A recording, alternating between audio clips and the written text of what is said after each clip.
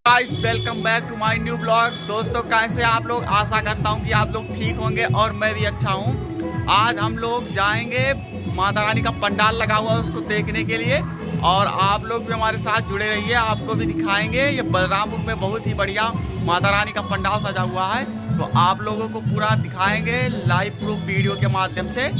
और अगर आप लोग हमारे चैनल पर नए हैं तो चैनल को सब्सक्राइब करें, वीडियो को लाइक करें। तब तक के लिए जानकारी के लिए हम आपको बता दें कि हम जहाँ पर रुके हुए इसके नीचे भी एक पंडाल लगा हुआ है, और इधर पीछे देख सकते हैं यहाँ पर माइक लगा हुआ है, और आगे आपको दिखाएंगे इसका माइक लगा हुआ है।